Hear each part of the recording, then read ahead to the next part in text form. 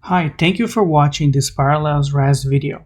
Today I'll showcase a new feature in our VDI and RDSH cloning, which is Azure Hypervisor. In this particular install on Azure, I have one tenant which has been already configured to use Azure Hypervisor. The process to add and use templates on Azure is fairly simple. Here I have already the connection in place where I have my authentication, management URL, and two key important information, the tenant ID and as well the subscription ID. You can use one or multiple subscriptions depending on how you want to deploy your VDI and RDSH hosts.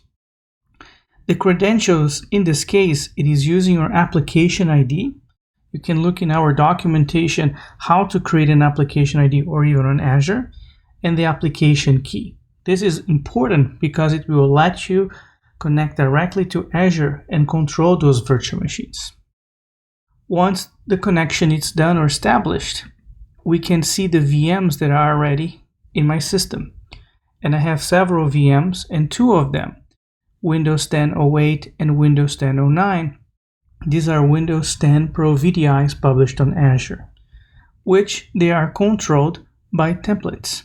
And here in the template, we will see the definitions that it's ready, and if we have users connecting, it will be powered up and used by users. And to find out the properties and how those VDIs are defined, we can just click here on Tasks and go to Properties.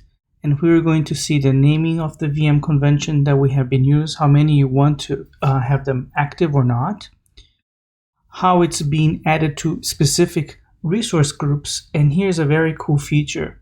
What is the VM size you want to use, like if it's standard A2 or using other definitions that you feel more comfortable, including high GPU or eGPU virtual machines that might be needed for your use case scenarios.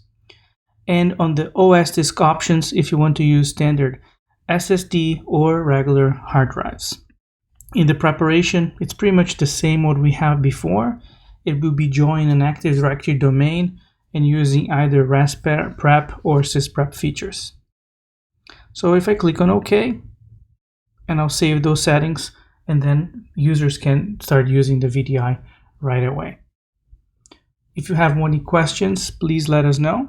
Going to parallels.com/RAS or contact our sales and or pre-sales teams.